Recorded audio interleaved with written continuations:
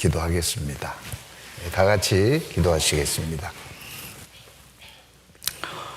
사랑과 자비가 풍성하신 아버지 하나님, 하나님의 크신 은혜와 인도하심 가운데 한 해를 여러 가지 모양으로 살았습니다. 특별히 이 시간 되돌아보면서 내일을 준비하는, 다음을 준비하는 귀한 시간 되기 원합니다. 시작하는 시간부터 마치는 시간까지 하나님 함께 해주시고, 또 여러 가지 형편과 사정으로 이 자리에 함께하지 못한 우리 형제 자매들에게도 한 해를 돌아볼 수 있는 시간 인도해 주시고, 다음을 준비하는 시간이 될 수 있도록 하나님 도와주옵소서. 중강당에서는 중고등부 학생들의 영혼들을 위해 말씀이 증거되고 있습니다. 소강당에서는 몽골인들을 위해서 말씀이 진행되고 있습니다. 동일하게 크신 은혜 가운데 각 사람 심중에 하나님의 말씀으로 가르쳐 주시기를 부탁드립니다. 저희를 구원하시고 살아계시는 우리 주 예수 그리스도의 이름으로 감사하며 기도드립니다. 아멘.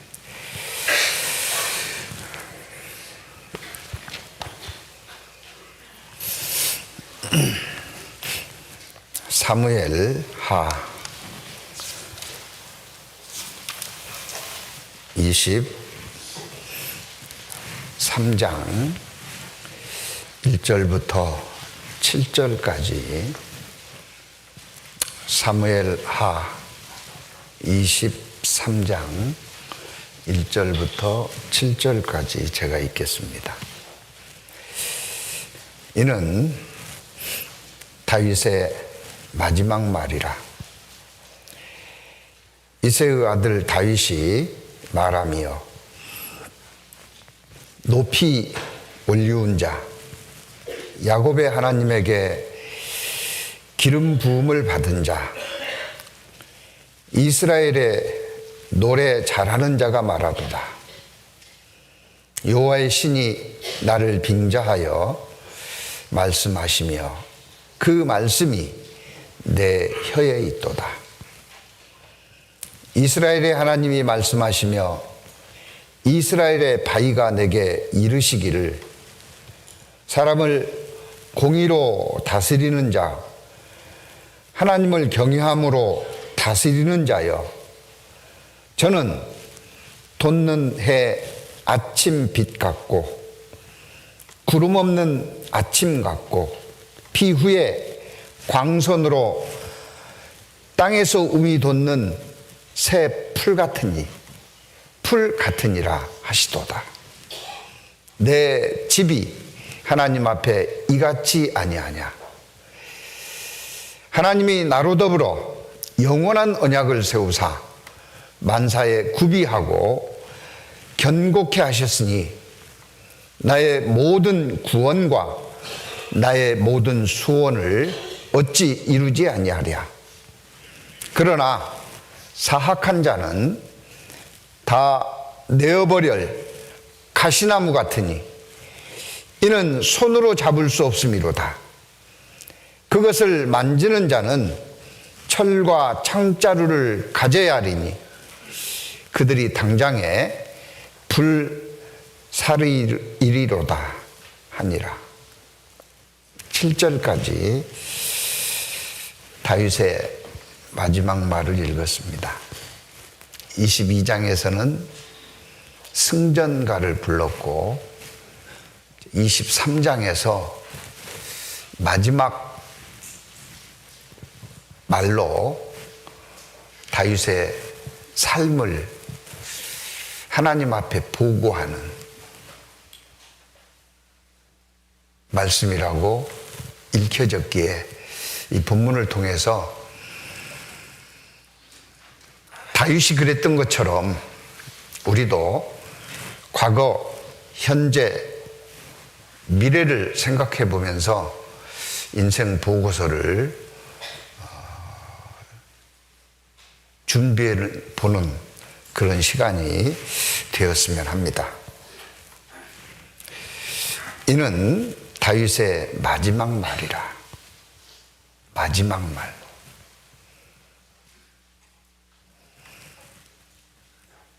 새는 죽을 때 노래가 어떤다고요? 구슬프다는 말이 있죠. 사람은 죽을 때 말이 어떤다고요? 정직하다는 말이 있습니다.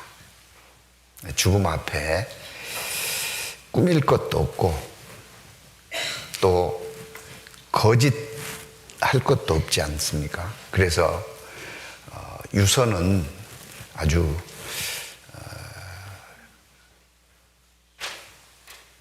큰 힘을 가지고 있습니다. 청개구리 어머니의 유서를 평상시에는 그렇게도 말을 안 들었는데 어머니의 유서대로 어머니 무덤을 어디에다가 세웠대요? 하울링 좀 줄여주세요. 어디다 세웠대요? 냇가에. 왜요? 하도 말을 안 듣고 반대로만 하니까 내가 죽거들랑 양지 바른 곳에 묻어다오. 그럼 어디다 묻을 게 틀림없어요. 냇가에 묻을 게 틀림없으니까 이놈아는 거꾸로 말해야 제대로 한다. 그리 생각하고 아들에게 그랬다잖아요. 아들아, 내가 죽거들랑 냇가에 묻어다오. 그리고 엄마가 돌아가셨어요.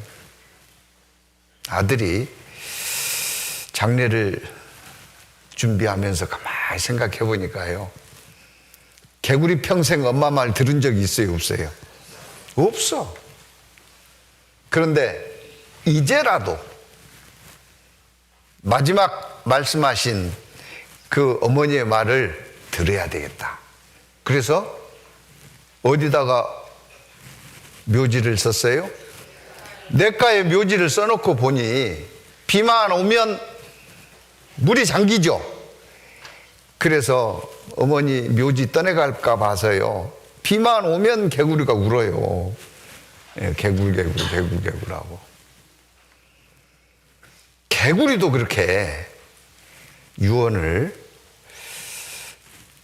귀히 생각하고 따르는 그 유명한 미국의 최고의 부자, 지금 말고 과거에 누구죠? 미국의 최고의 부자, 예? 록펠러. 들어는 보셨죠? 록펠러가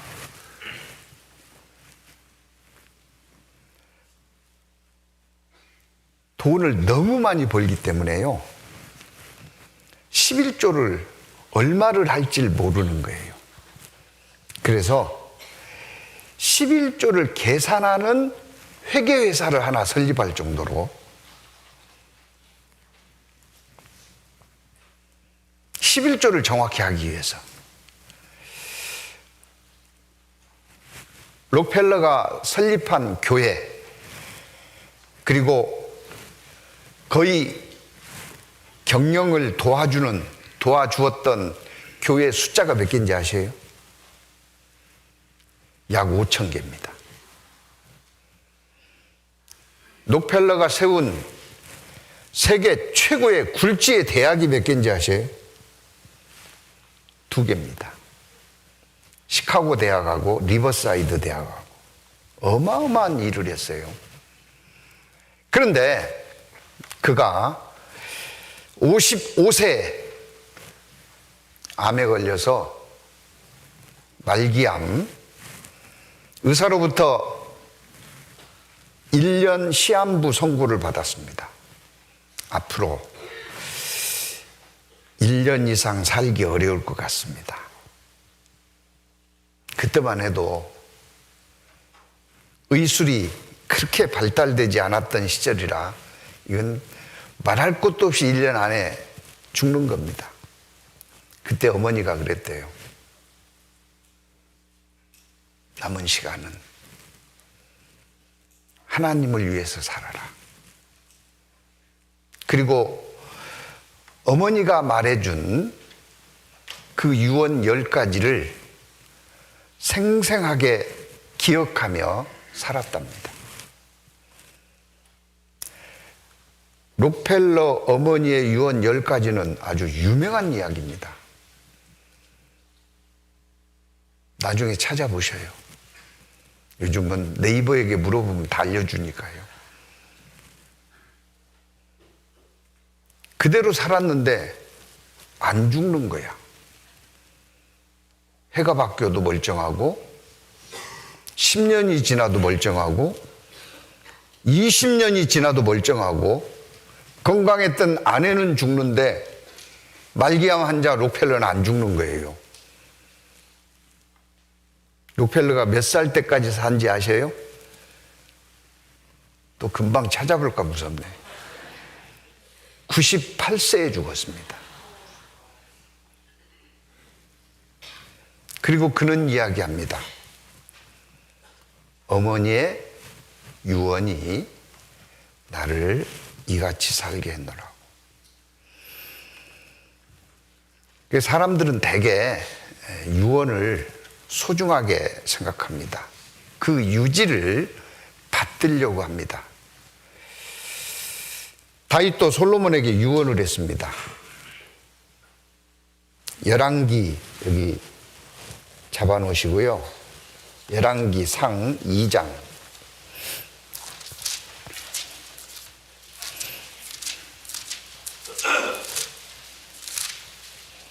열왕기 상 2장 1절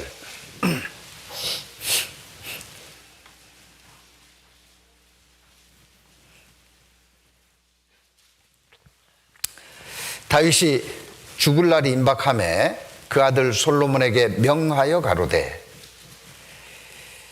2절 3절은 같이 읽겠습니다. 내가 이제 세상 모든 사람의 가는 길로 가게 되었노니 너는 힘써 대장부가 되고 내 하나님 여호와의 명을 지켜 그 길로 행하여 그 법률과 계명과 율례와 증거를 모세의 율법에 기록된 대로 지키라. 그리하면 내가 무엇을 하든지 어디로 가든지 형통할지라. 그러면서 그 외에 필요한 말씀들을 9절까지 하고 10절에 다윗이 그 열조와 함께 누워 자서 다윗성에 장사되니 그랬습니다. 너는 힘써 대장부가 되라. 대장부. 군자 대로행이라고요. 그런 대장부 말고요. 진짜 대장부는 내 하나님 여호와의 명을 지켜 그 길로 행하여 그 법률과 계명과 율례와 증거를 모세의 율법에 기록된 대로 지키라. 이게 대장부입니다. 하나님의 말씀대로 사는 게 대장부예요.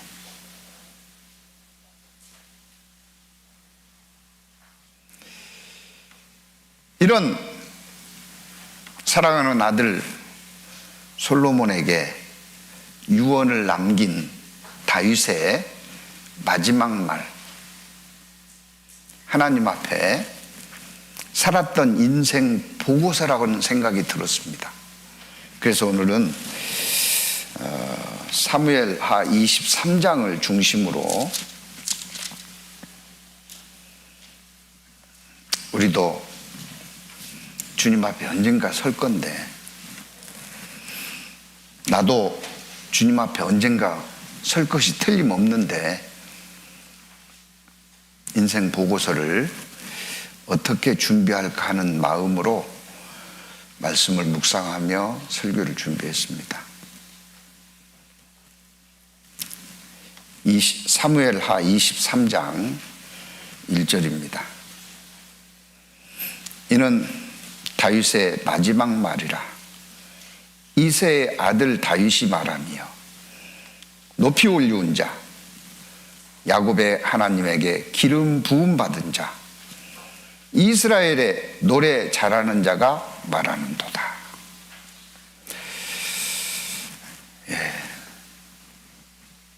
이새의 아들이라고 자신을 표현하고 있습니다. 나는 과거에는 이새의 아들이었다. 이새의 아들이라는 게 무슨 뜻일까요?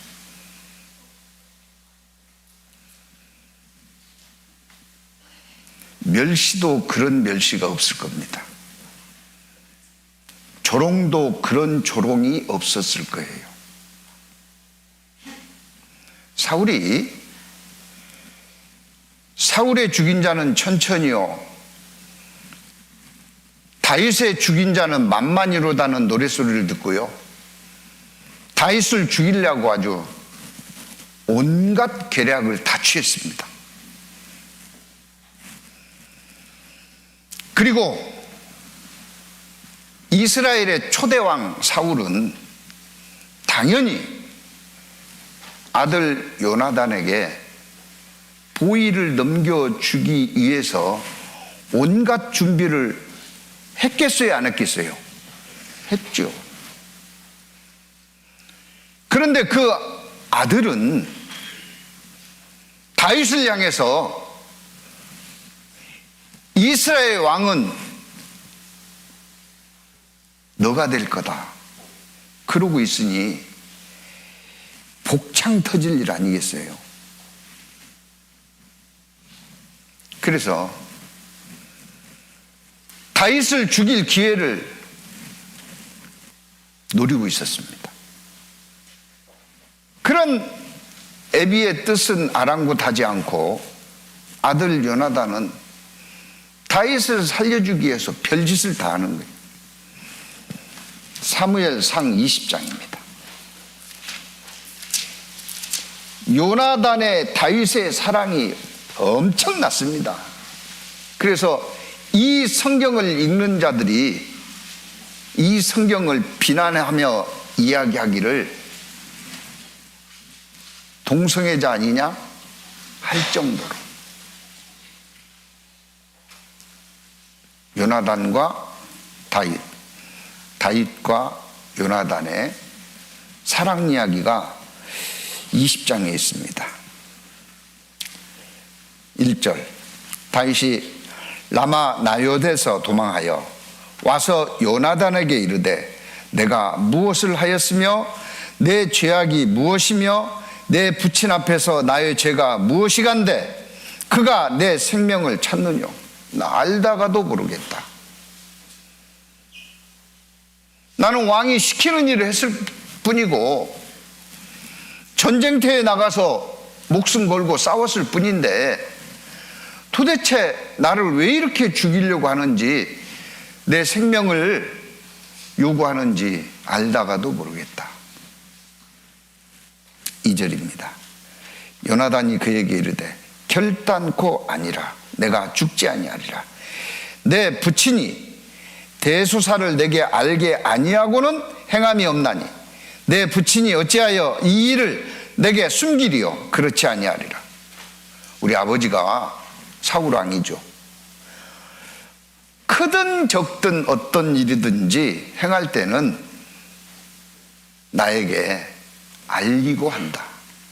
그런데 이 일에 대해서는 나한테 한 말이 없다. 절대 그런 일은 없을 거다. 3절입니다. 다윗이 또 맹세하여 가로되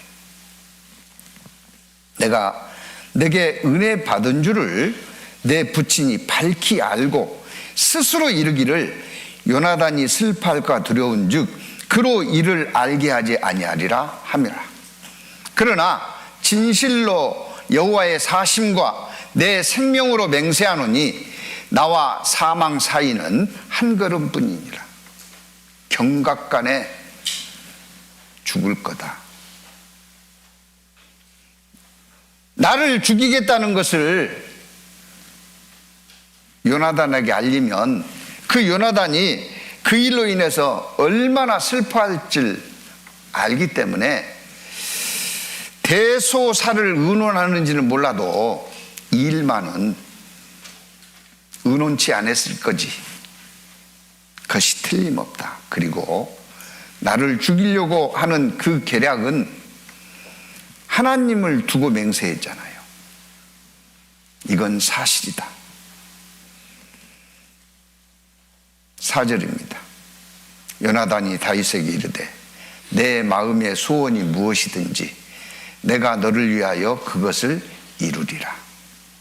다윗이 요나단에게 이르되 내일은 월삭인즉 내가 마땅히 왕을 모시고 앉아 식사하여야 할 것이나 나를 보내어 제3일 저녁까지 들에 숨게 하고 내 부친이 만일 나를 자세히 묻거든 그때 너는 말하기를 다윗이 자기 성 베들레헴으로 급히 가기를 내게 허하라 간청하였사오니 이는 온 가족을 위하여 거기 매년 제를 드릴 때가 되민이이다 하라.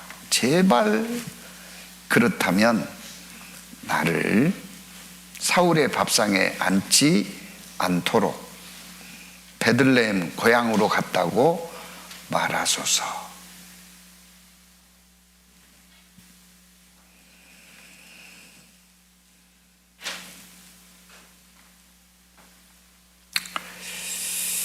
구절입니다. 요나단이 가로되 이 일이 결코 내게 있지 아니하리라. 내 부친이 너를 해하려 결심한 줄 알면 내가 네게 이르지 아니하겠느냐. 그럴 일이 없다. 10절 다윗이 요나단에게 이르되 내 부친이 혹 엄하게 내게 대답하면 누가 그것을 내게 고하겠느냐. 그 사울의 계략을 너한테 알려줄 사람 단 한 명도 없다.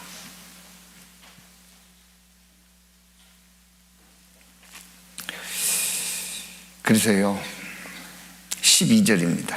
요나단이 다윗에게 이르되 이스라엘의 하나님 여호와께서 증거하시거니와 내가 내일이나 모레 이맘때에 내 부친을 살펴서 너 다윗에게 대한 의향이 선하면 내가 보내어 너를 알게 하지 않겠느냐. 그리고 이제 약속을 합니다.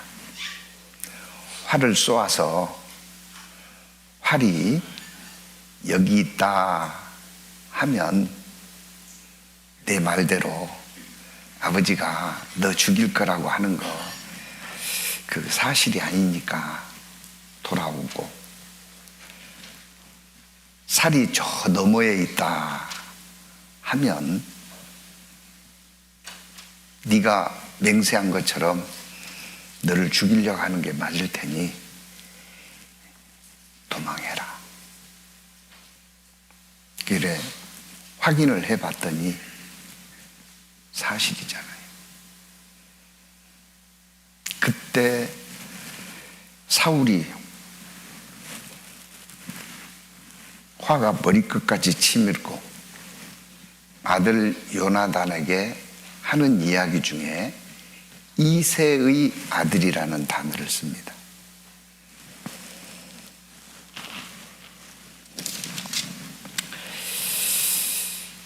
(30절입니다)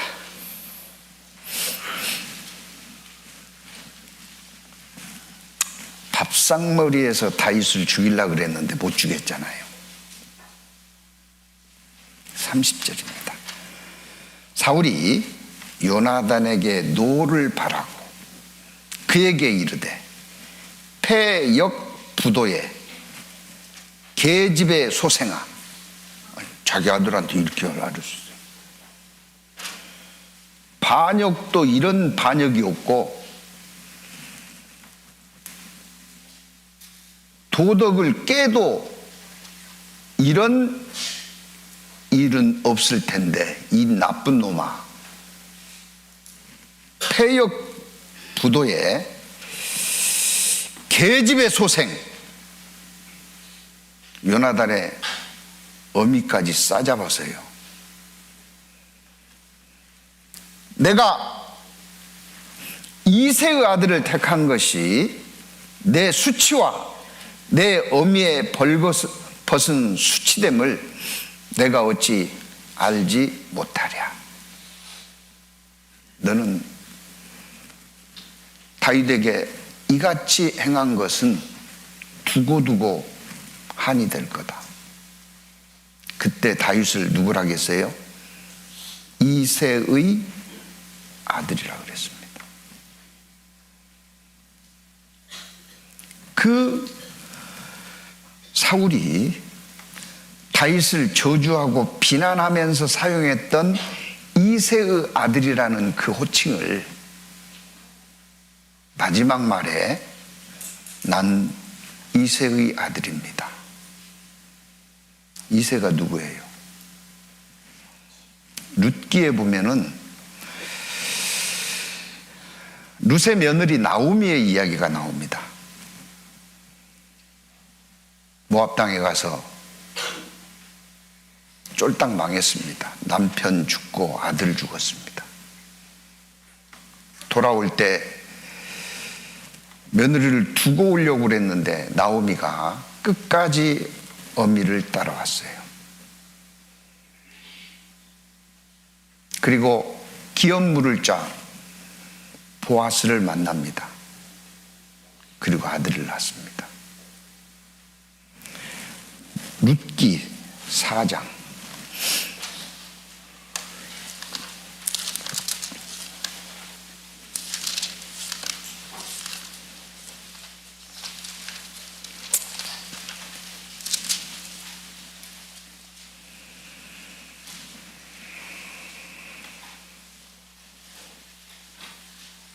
13절입니다. 룻기 4장 13절. 예, 보아스가 룻을 취하여 아내를 삼고 그와 동침하였더니 여호와께서 그로 잉태케 하심으로 그가 아들을 낳은지라. 아들을 낳았어요.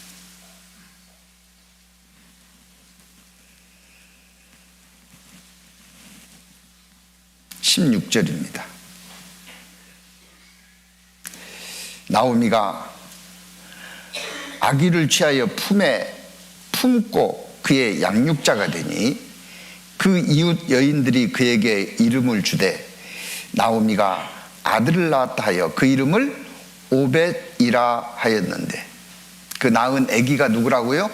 오벳입니다. 뒤에 같이 읽습니다. 그는 다윗의 아비인 이새의 아비였더라.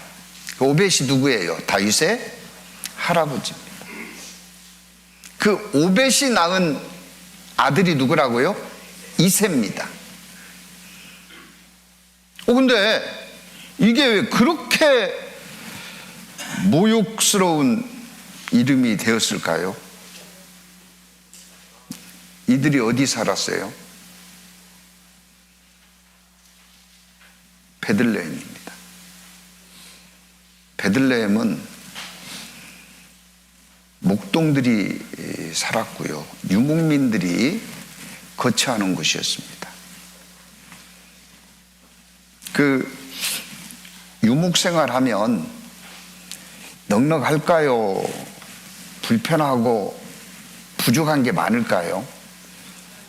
예, 부족한 것 천지였죠. 안식일을 제대로 지키겠어요? 씻기를 제대로 하겠어요?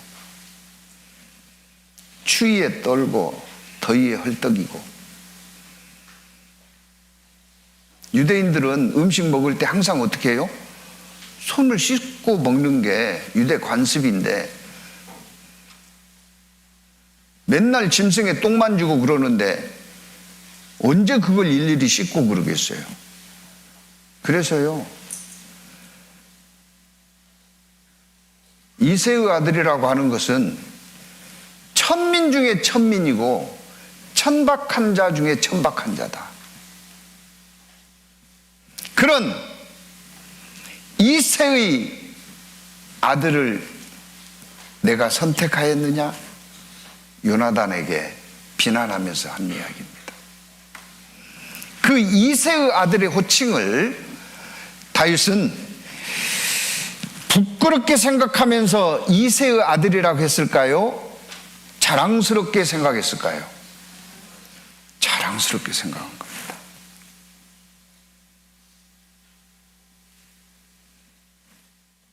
우리도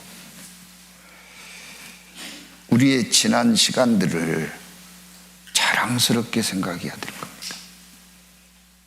어떻게 생각하십니까? 부잣집에서 훌륭한 가문에서 명문가에서 태어나야 자랑일까요?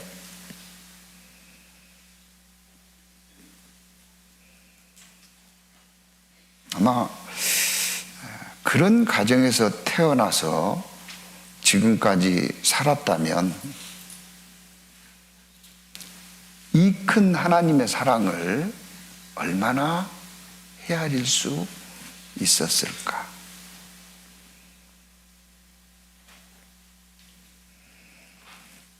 상식적으로 생각해 보면 우리 가운데 그런 분 있어요, 없어요? 네? 없어요. 무시하는 소리요? 없습니다. 고린도 후서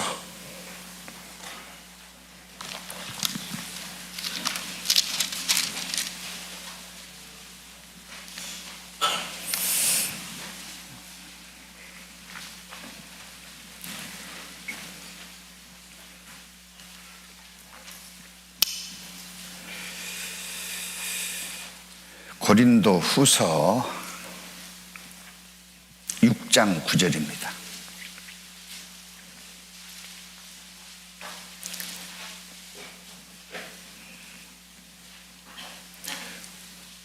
무명한 자 같으나 유명한 자요, 죽은 자 같으나 보라 우리가 살고, 징계를 받은 자 같으나 죽임을 당하지 아니하고, 근심하는 자 같으나 항상 기뻐하고, 가난한 자 같으나 많은 사람을 부욕해 하고, 아무것도 없는 자 같으나 모든 것을 가진 자로다.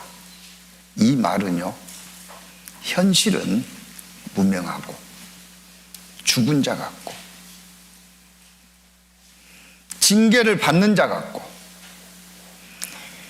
근심투성이고 가난하고 아무것도 없는 자라는 거예요.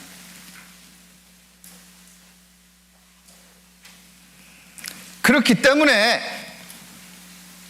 그 은혜와 사랑을 받을 수 있었고 깨닫고 믿을 수 있었던 겁니다. 다윗은 이새의 아들이라고 자랑스럽게 보고서에 첫 줄에 올렸을 게 틀림없습니다. 우리 지난 날이 부끄럽습니까? 우리의 지난 허물, 실수, 잘못들이 부끄럽습니까? 다윗은 간음했습니다. 다윗은 살인했습니다. 다윗은 그 지난 부끄러움을, 그런 부끄러움이 있었기 때문에 하나님의 사랑을 깨닫고 하나님의 사람으로 붙잡힌 것을 자랑스럽게 여긴 겁니다. 우린 절대 과거지향적인 사람이 돼서는 안 돼요. 우리에게는 너무나도 밝은 미래들이 기다리고 있습니다. 에베소서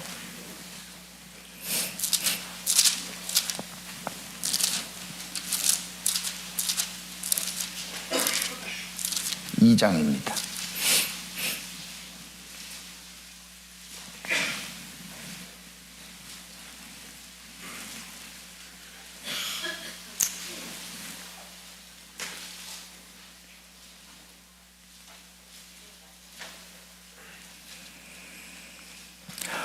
일 절부터 5절까지 같이 읽겠습니다. 너희의 허물과 죄로 죽었던 너희를 살리셨도다. 그때 너희가 그 가운데서 행하여 이 세상 풍속을 좇고 공중의 권세 잡은 자를 따랐으니 곧 지금 불순종의 아들들 가운데서 역사하는 영이라.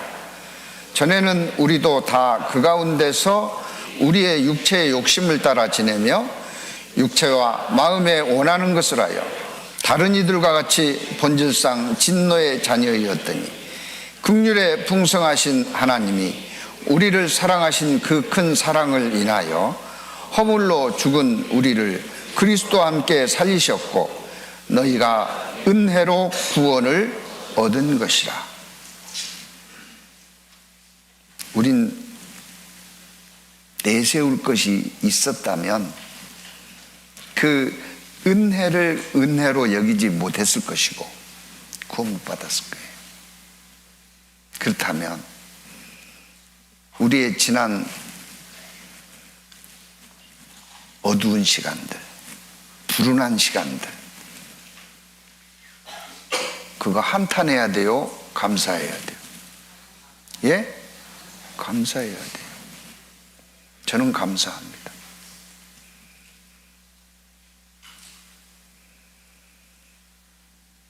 제가 대학을 갈 때 저희 면에서 대학생이 2명이었어요. 개천에서 용났다 그랬습니다. 저희 면에서 대학생이 2명인지 어떻게 알았냐? 저희 집에 설문조사를 하러 왔어요. 근데 설문 양이 엄청났답니다. 그래서 저희 아버지가요, 안 하겠다고 그랬대. 이거 언제 다 하냐고. 그랬더니 꼭 해주셔야 된다고 사정을 했대요. 그 왜 꼭 내가 해야 되냐? 그랬더니 이 면에 대학생이 2명밖에 없어서 이거 안 하면 안 된다고. 그래서 2명인 줄 알았어요.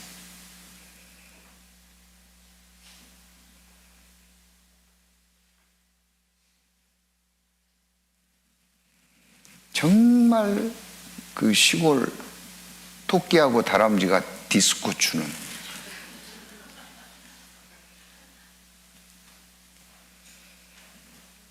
그래도 그 중에 대학을 갔으니 어때요? 예? 도토리 키재기 한다고 치면 그대로 그 중에 조금 나았다고 볼 수가 있죠. 그런데 대학 졸업하고 군 복무 중에 쫄딱 망했습니다. 저희 집이 빚더미에 앉아가지고요, 재기 불능의 상태가 됐어요. 그래서 제가 구원을 받았습니다. 그렇지 않았다면 절대 구원받을 일은 없었을 거예요. 왜요? 기고만장했거든요. 무서운 것도 없고 두려운 것도 없고 못할 것도 없고.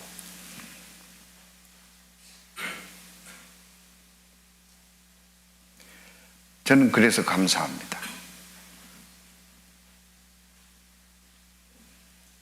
다윗이 이새의 아들로, 그것도 막내로 태어난 것을 감사하듯이 우리는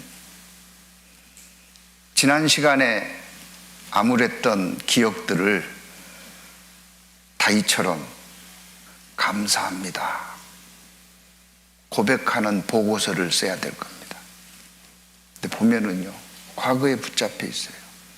나는 어렸을 때 이래서, 나는 어렸을 때 사랑을 받지 못해서, 나는 어렸을 때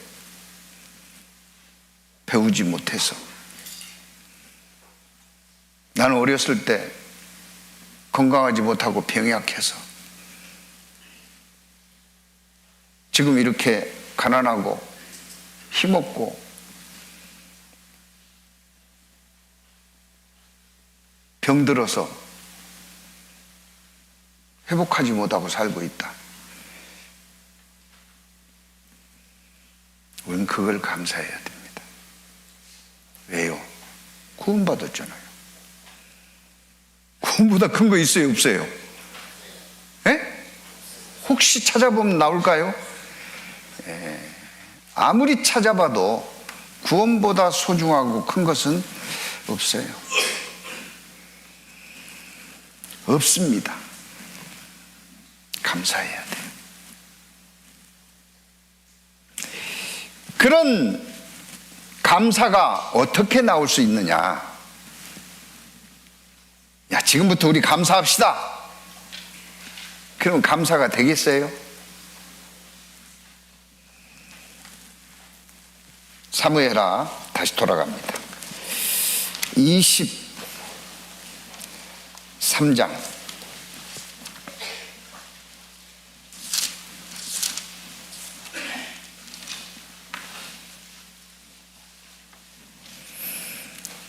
이는 다윗의 마지막 말이라.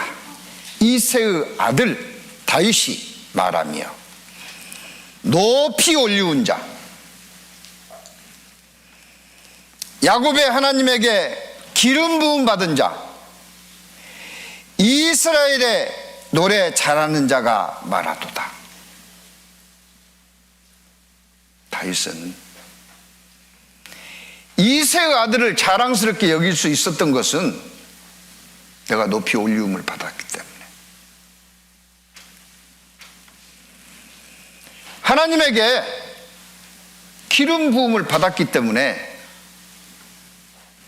노래 잘하는 자, 하나님을 찬양하는 자가 되었기 때문에 이새의 아들을 이새의 아들이었음이 부끄럽지 않다. 오히려 자랑스럽다. 제가 언젠가 흙수저임을 감사하자는 설교를 한 적이 있는데요, 저는 흙수저이었음을 감사합니다. 금수저였으면 어떨 뻔했어요. 사람을 사람으로 여기지 않고 부려먹는 기계처럼 생각하고, 사람을 사람으로 볼 때도 인상 쓰고 보고 있고, 그래야 폼난다나요?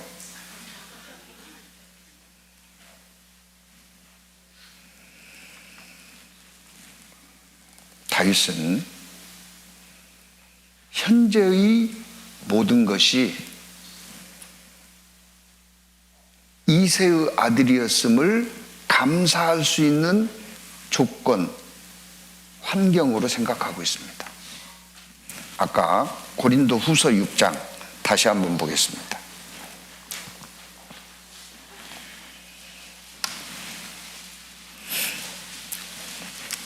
9절입니다. 무명한 자 같으나 유명하지 않죠. 누가 우리 이름 석자를 알아주겠어요? 무명한 자 같으냐가 아니라 무명한 자입니다. 무명한 자예요. 무명한 자 같으나 뭐라고요? 유명한 자예요. 왜 유명해요? 하나님의 아신 바가 되었기 때문에. 하나님의 아신 바가 되었다니까요. 그보다 유명한 자가 어디 있어요? 대통령은 우리를 모를 수 있죠. 근데 누가 아신다고요? 하나님이 아셨어요.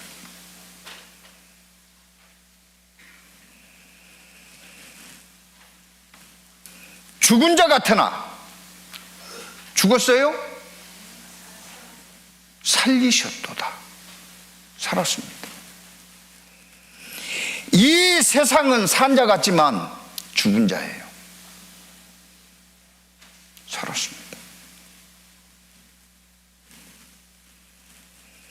죽은 자 같은 게 아니라 죽었죠. 지옥으로 끌려가는지도 모르고 살았으니.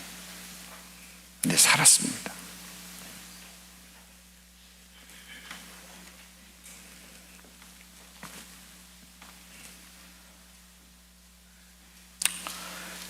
징계를 당하는 자 같으나 얼마나 고난이 많이 찾아옵니까?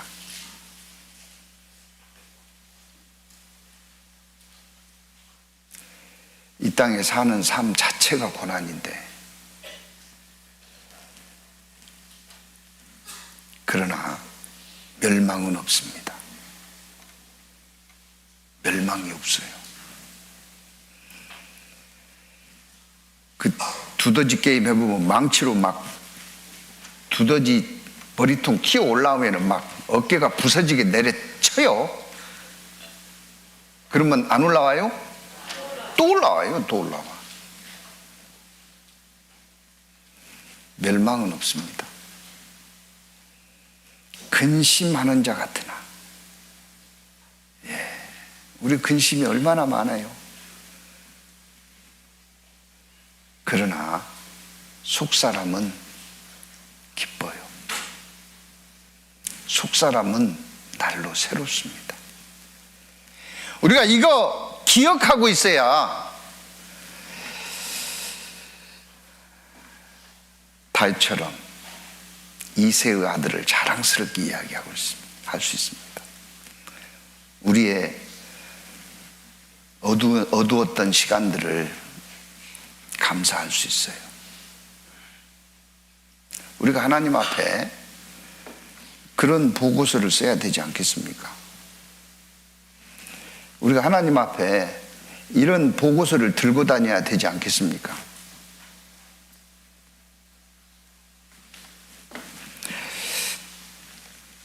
다시 사무엘하 23장입니다.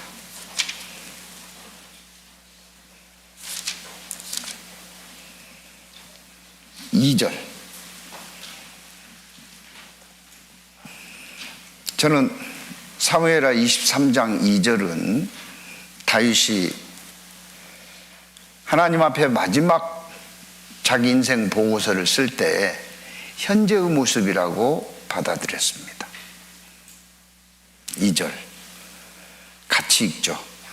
여호와의 신이 나를 빙자하여 말씀하시며 그 말씀이 내 혀에 있도다. 여호와의 신이, 성령이 나를 이용해서 말씀하신다. 내가 하는 말은 내 말이 아니고 누구의 말이 내 입에 있다? 여호와의 말씀이 내 입에 있다.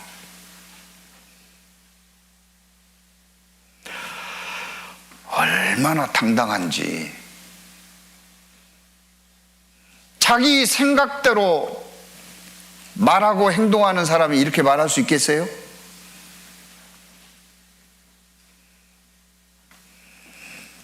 사무엘 상 16장입니다.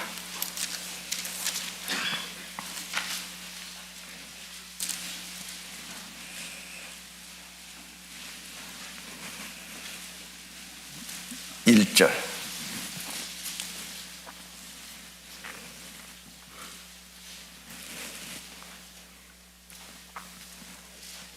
여호와께서 사무엘에게 이르시되 내가 이미 사울을 버려 이스라엘 왕이 되지 못하게 하였거늘 내가 그를 위하여 언제까지 슬퍼하겠느냐. 너는 기름을 뿔에 채워가지고 가라. 내가 너를 베들레헴 사람 이새에게로 보내리니 이는 내가 그 아들 중에서 한 왕을 예선하였음이니라.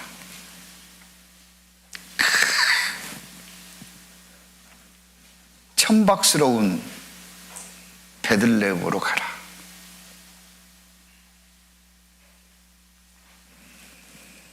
이새의 아들 왕으로 삼겠다는 거죠.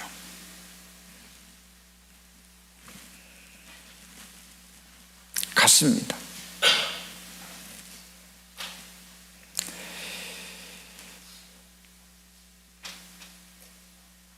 (5절입니다) 4절입니다. 사무엘이 여호와의 말씀대로 행하여 베들레헴의 이름에 성읍 장로들이 떨며 그를 영접하여 가로되 평강을 위하여 오시나이까. 떨었어요. 왜 떨었겠어요? 어떨 때 떨리던가요? 잘 못 살 때. 선지자가 오니까 떨었어요. 죽었다. 그러면서 모기 소리만하게 평강을 위하여 오시나이까? 그랬을 겁니다. 우리에게 복 주시기 위해서 오셨습니까? 가로되 평강을 위함이니라. 내가 여호와께 제사하러 왔으니 스스로 성결케 하고 와서 나와 함께 제사하자 하고 이새와 그 아들들을 성결케 하고 제사에 청하니라.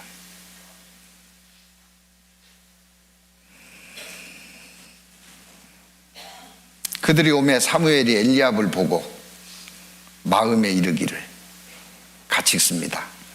여호와의 기름 부으실 자가 과연 그 앞에 있도다 하였더니. 와, 엘리압 보니까요, 얼마나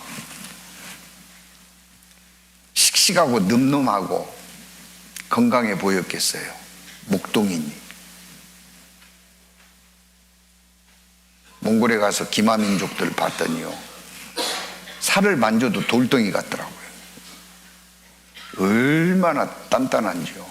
힘은 또 얼마나 센지요. 지칠 줄을 몰라요.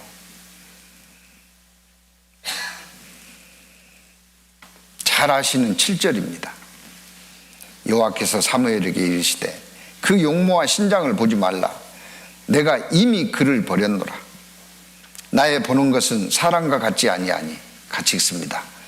사람은 외모를 보거니와 나 여호와는 중심을 보느니라. 다 봤는데 없어요. 그래서 마지막까지 기다렸습니다. 그리고 누가 왔어요? 들에서 짐승을 지키는 막내 다윗이 왔습니다. 12절. 이에 보내어 그를 데려오매 그의 빛이 붉고 눈이 빼어나고 얼굴이 아름답도다. 여호와께서 가라사대 이가 그니 일어나 기름을 부으라. 같이 읽습니다. 사무엘이 기름 뿔을 취하여 그 형제 중에서 그에게 부었더니 이날 이후로 다윗이 여호와의 신에게 크게 감동되니라. 사무엘이 떠나서 라마로 가니라. 여호와의 신이 그에게 임했습니다. 그리고 그 신이 그를 빙자해서 말씀하셨습니다. 그를 사용했습니다. 다윗은 말씀이 내 혀에 있도다 그랬어요. 다윗은 성령의 인도하심, 그 말씀을 거역하는 것이 어떤 것인 줄을 사울의 생애를 통해서 잘 보았을 겁니다. 사울은요, 하나님의 말씀을 헌신짝만도 못하게 여겼습니다. 한 곳만 보죠. 사무엘상 15장.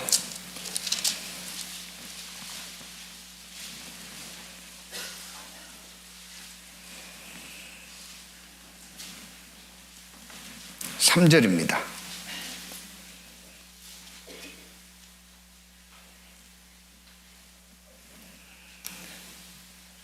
지금 가서 아말렉을 쳐서 그들의 모든 소유를 남기지 말고 진멸하되 남녀와 소아와 젖먹는 아이와 우양과 약대와 나귀를 죽이라 하셨나이다. 아말렉을 진멸하라 말씀하셨어요. 누구에게요? 여호와께서 사무엘 선지자를 통해서 사울에게 말씀했습니다. 진멸하라! 그럼 어떻게 해야 돼요? 진멸해야죠. 네, 진멸했어요, 안 했어요?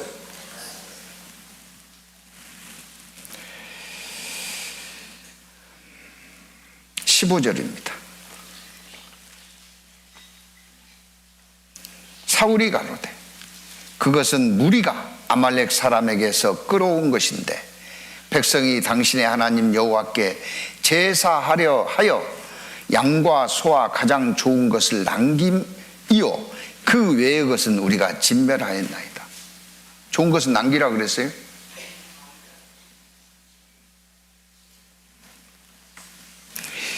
이런 결과 사울이 어떻게 됐어요? 버림을 받았습니다. 그 정도가 아니죠. 16장 14절 사무엘하상 16장 14절 여호와의 신이 사울에게서 떠나고 여호와의 부리신 악신이 그를 번뇌케 한지라. 사울의 신하들이 그에게 이르되 보소서 하나님의 부리신 악신이 왕을 번뇌케 하온즉. 그 사울이요, 하나님의 신이 떠나고 악신에게 고통받고 있는 것을 봤을까요, 안 봤을까요? 봤어요. 에이, 다윗이 사울 곁에 어떻게 가서 봤겠습니까? 보게 하셨어요. 16절 원컨대 우리 주는 주의 앞에 모시는 신하에게 명하여 수금 잘 탈 줄 아는 사람에게 구하게 하소서. 하나님의 부리신 악신이 왕에게 이를 때에 그가 손으로 타면 왕이 나으시리라. 사울이 신하에게 이르되 나를 위하여 잘 타는 사람을 구하여 내게로 데려오라. 소년 중 한 사람은 대답하여 가로되 내가 베들레헴 사람 이새의 아들을 본즉 탈 줄 알고 호기와 무용과 구변이 있는 준수한 자라. 여호와께서 그와 함께 계시더이다. 사울이 사자를 이새에게 보내어 이르되 양치는 내 아들 다윗을 내게로 보내라 하매.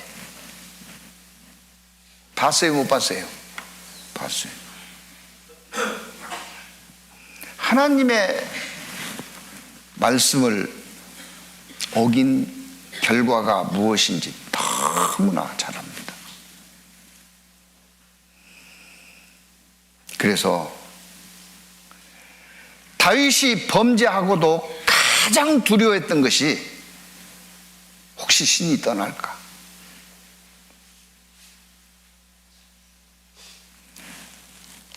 시편 51편입니다.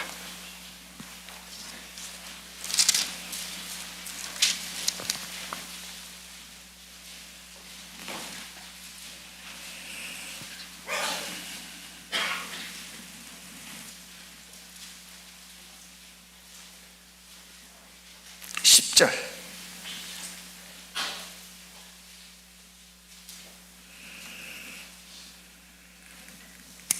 11절 두 구절을 같이 읽습니다. 하나님이여 내 속에 정한 마음을 창조하시고 내 안에 정직한 영을 새롭게 하소서. 나를 주 앞에서 쫓아내지 마소서. 주의 성신을 내게서 거두지 마소서. 다윗이 제일 두려워했던 겁니다. 그리고 구했습니다. 그리고 그는 고백하고 있습니다. 현재 내 삶 속에 주의 말씀이 내 입에, 혀에 있습니다. 우리 삶이 날마다 이런 고백을 할 수 있어야 될 거예요.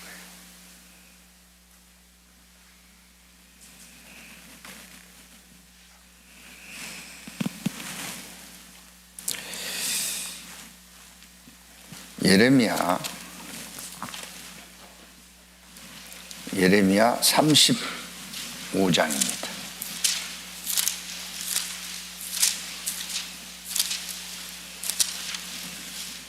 예레미야 35장.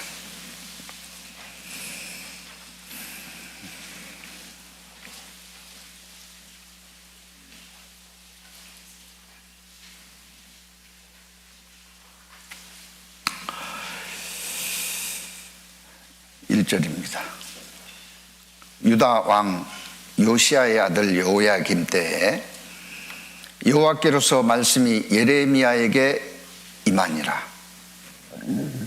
가라사대 너는 네갑 족속에게 가서 그들에게 말하고 그들을 여호와의 집 한 방으로 데려다가 포도주를 마시우라. 뭔 이런 일이 다 있을까요? 누가 누구한테 술 먹이라고요? 잘 모르겠어요. 한 번 더 읽죠. 1절, 2절 같이 읽습니다. 유다 왕 요시야의 아들 여호야김 때에 여호와께로서 말씀이 예레미야에 임하시니라. 가라사대 너는 네갑 족속에게 가서 그들에게 말하고 그들을 여호와의 집 한 방으로 데려다가 포도주를 마시우라. 누가 누구한테 술 먹이라고 그랬어요? 예레미야 선지자를 통해서? 예? 네갑 족속에게 포도주 술 마시게 해라. 누가요? 이게 말이 됩니까?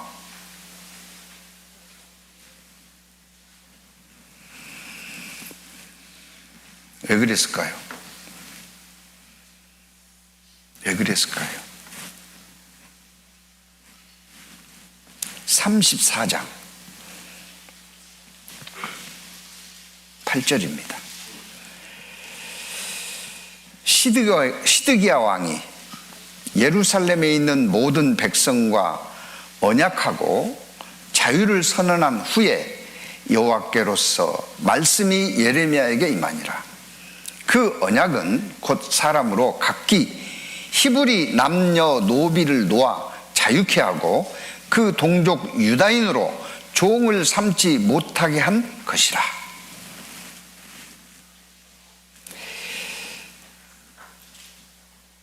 하나님의 형상을 입은 천하보다도 귀한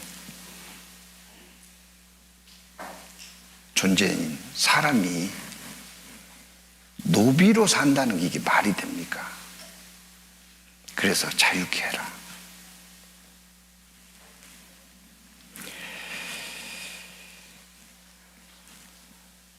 (10절입니다) 10절을 같이 읽습니다.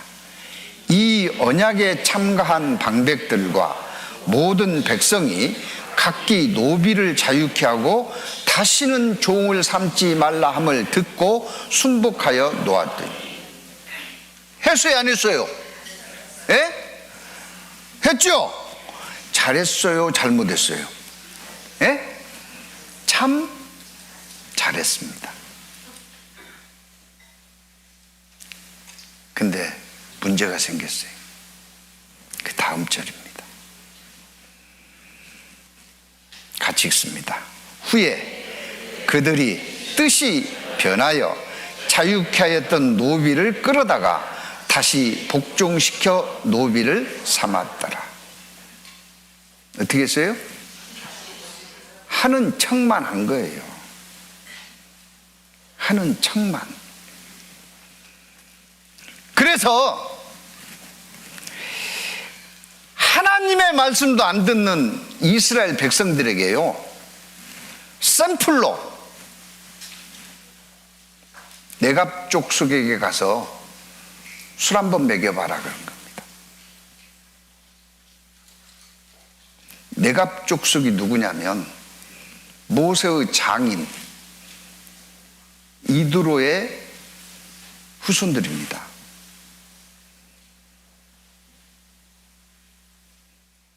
그 내갑 족속에게 가서 술 먹여봐라. 35장 3절입니다. 이에 내가 하바시아냐의 손자요 예레미야의 아들인 야시나사나와 그 형제와 그 모든 아들과 내가 온 족속을 데리고 여호와의 집에 이르러 잇다라의 아들 하나님의 사람 하난의 아들들의 방에 들였는데 그 방은 방백들의 방 곁이요 문을 지키는 살룸의 아들 마세야의 방 위더라. 성전으로 데리고 온 겁니다. 나는 내갑 족속 사람들 앞에 포도주가 가득한 사발과 잔을 놓고 마시라 권하네. 어떻게 했어요? 마시라. 누가 한 말이라고요? 선지자가 하나님의 명을 받은 거다. 마시라. 아, 그래요?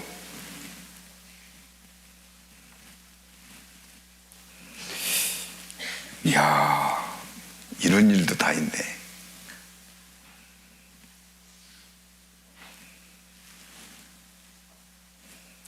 (6절입니다) 그들이 가로되 우리는 포도주를 마시지 아니하겠노라. 뭐라고? 안 마신대요. 레갑의 아들 우리의 선조 요나답이 우리에게 명하여 이르기를 너희와 너희 자손은 영영이 포도주를 마시지 말며 집도 짓지 말며 파종도 하지 말며 포도원도 재배치 말며 두지도 말고 너희 평생에 장막에 거처하라. 이 땅에서 기뻐할 거리도 찾지 말고 뿌리를 박지 마라. 이 땅은 잠시 있다가 떠나야 될 나그네 여관과 같은 거다. 요나답이 가르친 겁니다. 이 요나답이 누구냐면요, 이스라엘의 10대 왕이 된 예후와 손을 잡고 우상 숭배하는 자들을 척결했던 요나답입니다. 동명이에요. 그 요나답이 우리에게 명하여 이르기를 포도주 먹지 말라겠습니다. 집도 짓지 말라겠습니다. 파종도 하지 말라겠습니다. 그리하면 너희의 우고하는 땅에서 너희 생명이 길리라 하였으므로 우리가 네갑의 아들 우리 손조 요나답의 우리에게 명한 모든 말을 순종하여 우리와 우리 아내와 자녀가 평생에 포도주를 마시지 아니하며 거처할 집도 짓지 아니하며 포도원이나 밭이나 종자도 두지 아니하고 장막에 거처하며 우리 선조 요나답 우리에게 명한 대로 다 준행하였느니라. 아니, 선조가 한 가르침도 이렇게 지키는데 하나님의 말씀을 안 지키는 이스라엘 민족에게 샘플로 가서 술 한번 먹여봐라 한 겁니다.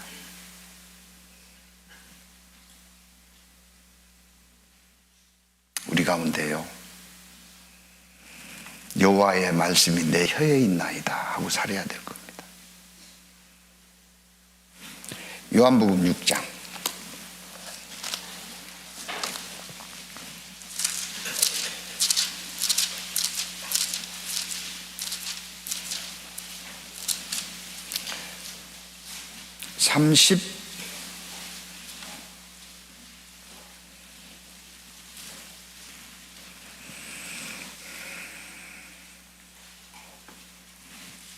38절입니다.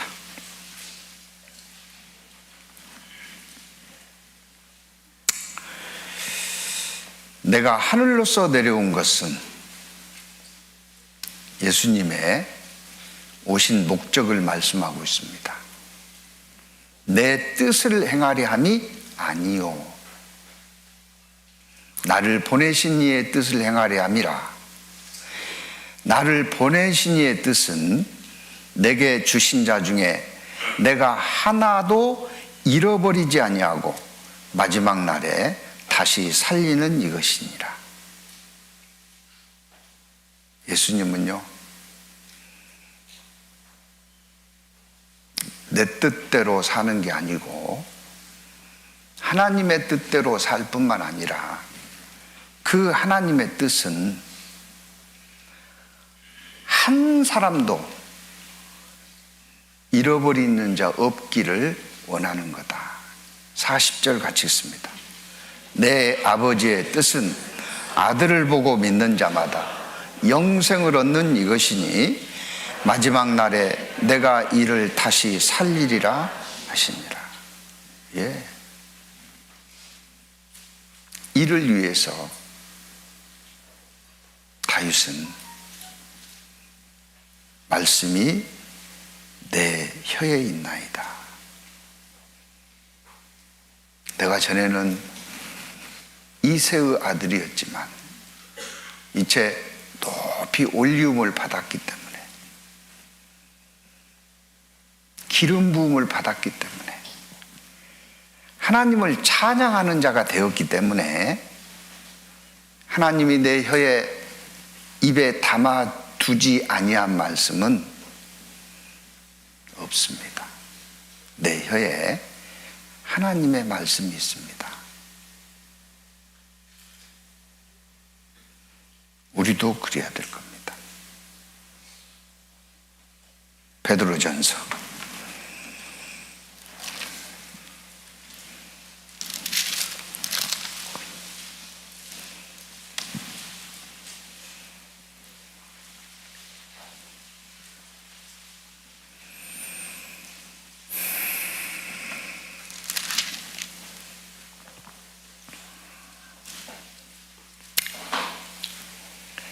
4장 11절, 베드로전서 4장 11절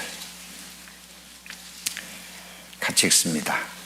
만일 누가 말하려면 하나님의 말씀을 하는 것 같이 하고 누가 봉사하려면 하나님의 공급하시는 힘으로 하는 것 같이 하라.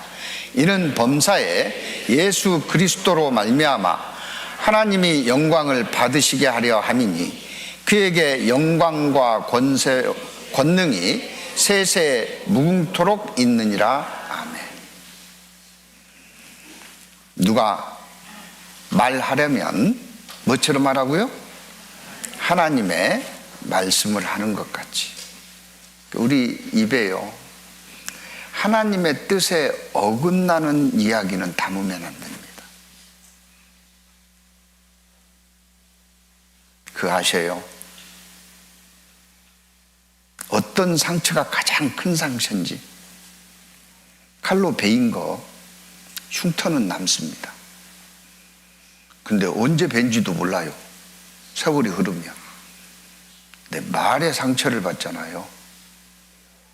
죽을 때까지 안 없어져요.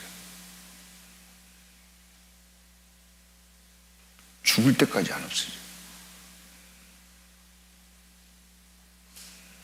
그래서 하나님의 말씀을 하는 것 같이 하라는 겁니다. 누가 봉사하려면 하나님의 공급하시는 힘으로 하는 것 같이 하라. 하나님의 공급하시는 힘으로 하는 것 같이 하라. 무슨 말이에요? 하나님의 뜻을 좇아서 해라. 제가 지난주에 봉사와 섬김을 구별을 지어놨습니다. 내 뜻대로 하면 봉사고 하나님 뜻대로 하는 게 섬김이다. 내 뜻대로 하는 봉사라면 언제든지 그만둘 수 있어요. 때려칠 수 있습니다. 뭐 나한테 이런 걸 하라고 때려칠 수 있어요. 하나님의 뜻대로 하는 섬김은 때려쳐요, 못 쳐요? 못 치죠. 그거 어떻게 쳐요?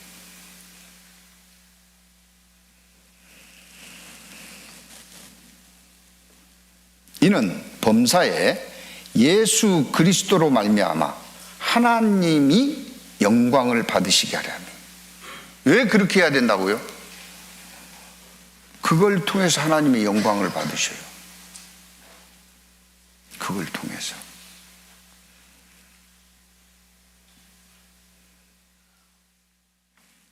옛날에 어느 교회에 건축 전문가들이 있었는데요.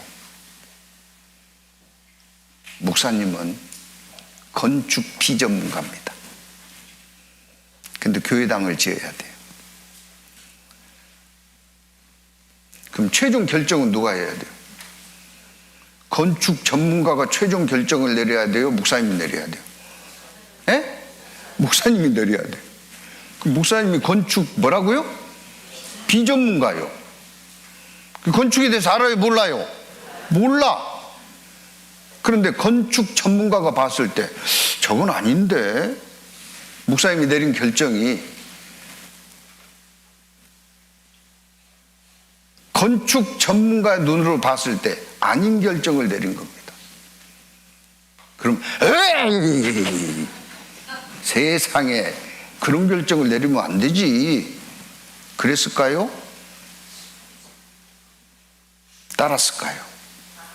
따랐어요. 그래서 건물이 엉망진창이 됐을까요? 아닙니다.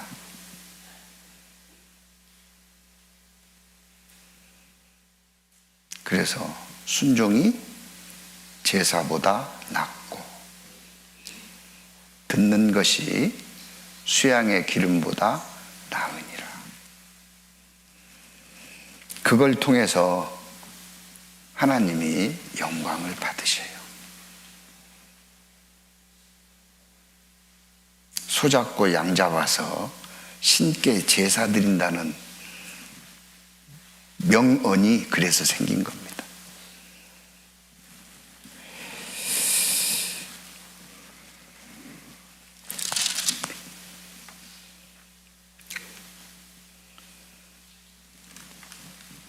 다윗은 항상 고백했습니다. 말씀이 내 혀에 있나이다. 시간이 10분밖에 안 남아가지고요. 다시 사무엘 하 23장으로 빨리 가야 되겠습니다.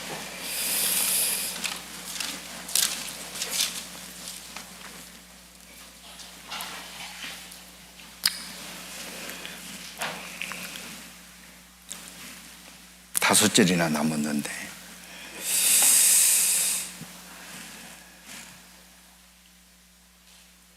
3절입니다.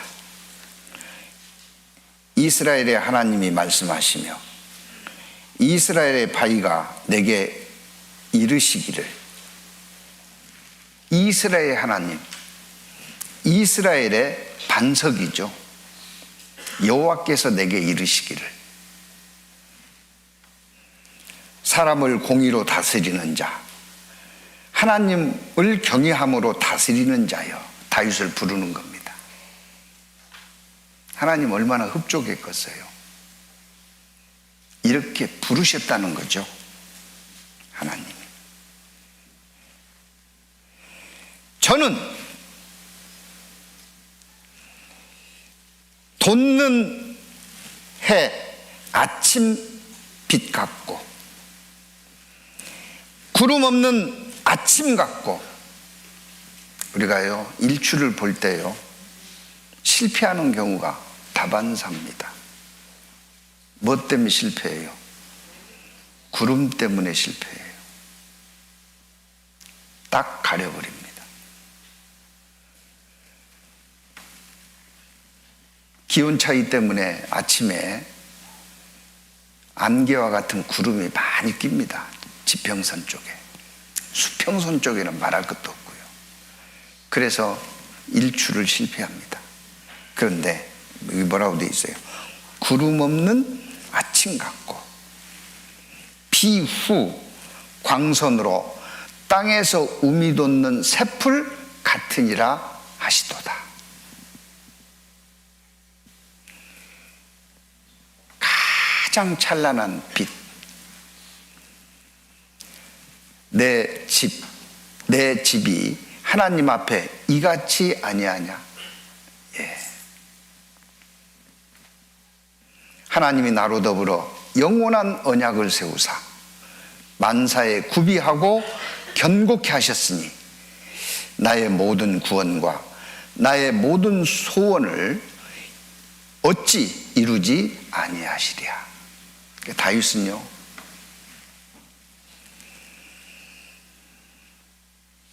미래에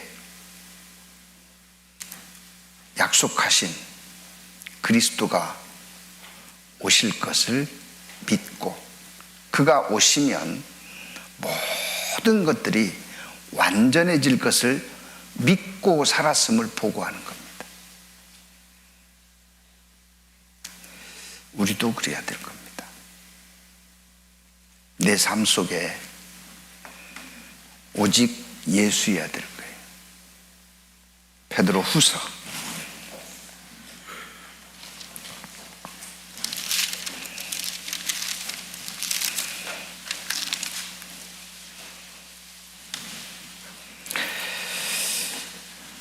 3장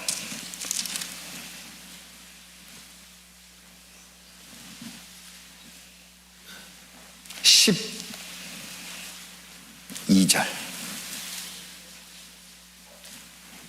13절 두 구절 같이 읽습니다. 하나님의 날이 임하기를 바라보고 간절히 사모하라. 그날에 하늘이 불타서 풀어지고 체질이 뜨거운 불에 녹아지려니와 우리는 그의 약속대로 의에 거하는 바 새하늘과 새 땅을 바라보다. 다윗이 그랬던 것처럼 우리의 소망도 그리스도 다시 오시기를, 그날이 임하기를 소망하는 미래에 둬야 될 겁니다. 이 베드로 후서는요 베드로가 죽음을 앞두고 쓴 서신입니다. 베드로가 향수를 다하고 죽는 죽음이 아니라 형틀에, 십자가 형틀에 매달려 죽을 죽음을 앞두고 보낸 서신이에요. 1장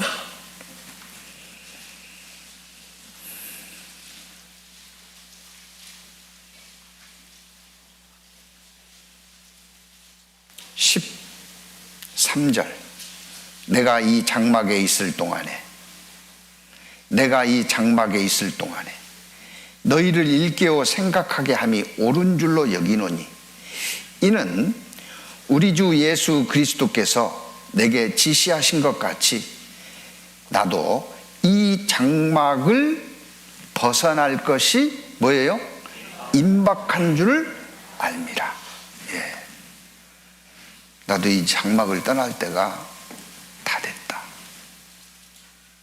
오늘 끌려나가서 십자가에 매달려 죽을지, 네로 황제가요 이 사도들이 순교당할 그 즈음에요 얼마나 잔인한 짓을 한지 아시죠? 사람을 나무 기둥에 묶어서 가로등으로 썼어요. 그 기름을 태운 겁니다. 자기 정원에 등으로 썼어요. 자기 정원에 야경을 보기 위해서. 뭘 묶어서요? LED요? 사람을 묶어서. 그 죽음을, 임박한 죽음을 앞두고 뭘 소망하라고요? 예수 그리스도에 나타나시는 하나님의 날을 소망하라는 거죠. 우리도 그래야 될 겁니다. 뭐가 문제예요?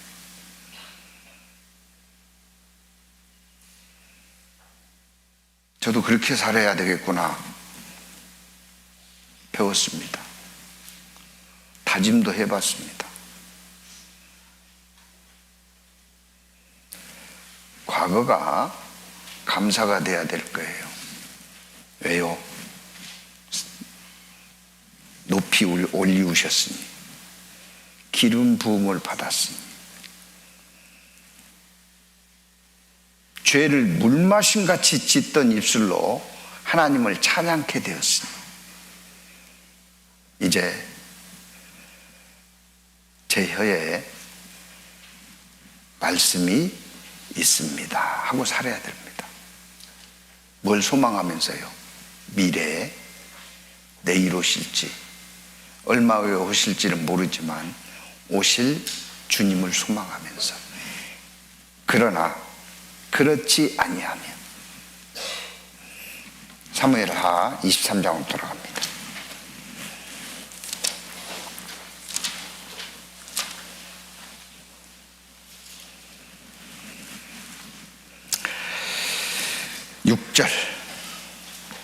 그러나 사악한 자는, 그렇지 않은 삶을 사는 자는 다 내어 버리울 가시나무 같으니. 가시나무 아시죠? 저주의 상징입니다. 가시나무 같으니 이는 손으로 잡을 수 없습니다. 그 가시나무를 어떻게 손으로 잡아요? 여기 찔리고 저기 찔리고. 손으로 못 잡습니다.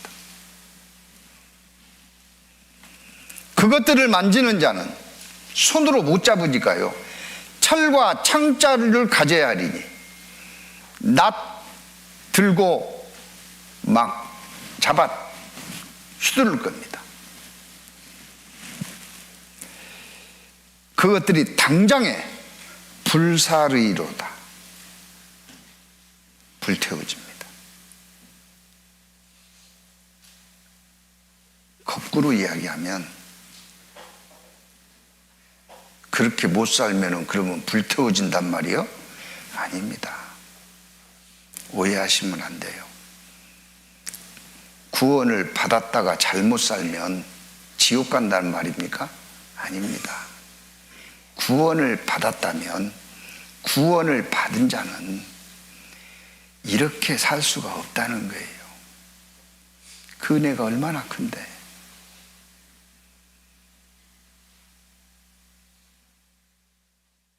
우리는 언제 주님 앞에 갈지 예측 가능합니까? 불가능합니까? 아무도 예측할 수 있는 사람은 없을 겁니다. 지금 이 시간 주님 앞에 데려감을 입을지라도 다윗이 기록했던 마지막 말과 같은 보고서를 우리도 마음에 써서 품고 다녀야 되지 않을까. 2024년을 마무리하는 설교, 내게 이런 설교를 좀 해보고 싶었다 해서 말씀을 드렸습니다. 다 같이 기도하시겠습니다.